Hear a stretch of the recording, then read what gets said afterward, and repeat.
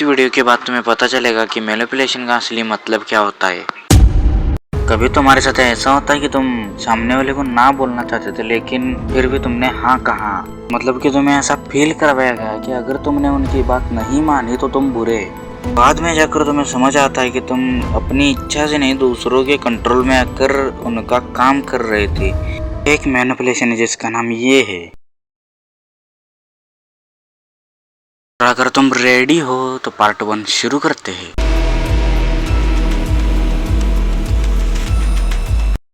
Part 1 dark manipulation है क्या?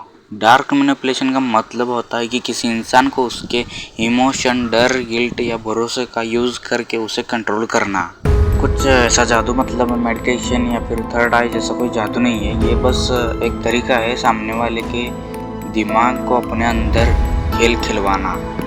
और तुम खुद सोचते हो कि मैंने खुद डिसाइड किया है, लेकिन असल में डिसाइड करने वाला कोई और है, लेकिन डायरेक्शन तुम्हें दे रहा है। पार्ट 2 की मैनिपुलेशन होता क्या है असल में? डार्क मैनिपुलेशन कुछ ऐसा दिखता है जैसे कि डर, गिल्ट या फिर तुम्हें कुछ ऐसा फील करवाता है जिससे तुम्हें अजीब सा महसूस होता है। अगर तुम मेरे दोस्त हो तो ये करोगे, वो करोगे। जैसे कि मैंने तुम्हारे लिए इतना कुछ किया, तुम मेरे लिए इतना सब कुछ नहीं कर सकते। या फिर साइलेंस का यूज़ करते हैं, या फिर तुम्हें इग्नोर करेंगे, फिर तुम्हें इमोशनली वीक करेंगे और फिर अपनी बात मनवाएंगे तुमसे। जब वो तुम्हें इग्नोर करेंगे ना तो तुम्हें धीरे धीरे तुम सोचोगे कि शायद मैं ही गलत था, मेरी गलती है, और तुम ना चुपचाप उनकी बात भी मानोगे। अगर तुमने पार्ट दूसरा भी समझ लिया है ना तो भाई कमेंट में बता देना। अगर नहीं समझा तो बता देना, मैं अगली वीडियो में तुम्हें पूरा एक्सप्लेन करके बताऊंगा। बात है पार्ट 3 पर। लोग जो है इसमें फंसते क्यों हैं? क्योंकि ये जो मैनिपुलेटर जो होते हैं ना वो डायरेक्ट अटैक नहीं करते। मतलब कि तुम्हें ये कभी फोर्स नहीं करेंगे कि ये करो वो करो वरना ये हो जाएगा। हमारे इमोशन से ही तुम्हें कंट्रोल करते हैं। कोई तुम्हें पकड़ कर कुछ नहीं कराता, लेकिन वो तुम्हारे अंदर गिल्ट डालते हैं। और इंसान सबसे ज़्यादा तभी टूटता है जब वो खुद को गलत समझने लगता है। अब अगली बार जब कुछ ऐसा हो तो कुछ मत रिएक्ट करो, बस साइलेंस रहो। कि जब तुम साइलेंस रहते हो ना तो जब मैनिपुलेटर जो होते हैं ना वो एकदम अंदर से पागल हो जाते हैं। अब आते हैं हम चौथे पार्ट पर। चौथा पार्ट है कि असली खतरा क्या है।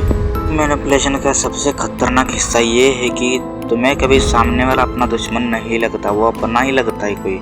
जैसे कि कोई दोस्त या फिर रिश्तेदार, कोई पार्टनर या कोई अपना क्लोज पर्सन। इसी वजह से तुम अलर्ट भी नहीं हो पाते और कंट्रोल बढ़ता जाता है।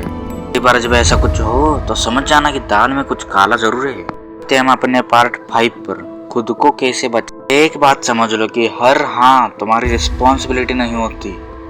किसी को खुश रखने की कोई जरूरत नहीं है। कोई तुम्हें बार बार गिल्ट फील कराता है तो एक बार रुक कर सोचो कि क्या मैं खुद अपनी मर्जी से कर रहा हूँ या फिर मुझे करने के लिए मजबूर किया जा रहा है। सबसे ज़रूरी बात कि तुम्हें एक्सप्लेन करने की कोई ज़रूरत नहीं है कि क्योंकि तुमने ना क्यों कहा। आखिरी बात बोले तो डार्क मैनिपुलेशन कोई बाहरी चीज़ नहीं होता, ये हर जगह होता है जहाँ पे इमोशन को एक लॉजिक की तरह यूज़ किया जाता है। और याद रखना, जो इंसान तुम्हें कंट्रोल करने की कोशिश करता है ना तुम्हें समझता नहीं, सिर्फ यूज़ करता है। इसीलिए स्ट्रांग बनो, लेकिन सिर्फ बॉडी से नहीं अपने दिमाग से भी स्ट्रांग बनो। जो इंसान अपने इमोशन को समझ लेता है ना उसे मैनिपुलेट करना कितना भी आसान नहीं होता है, फिर कोई कर ही नहीं सकता।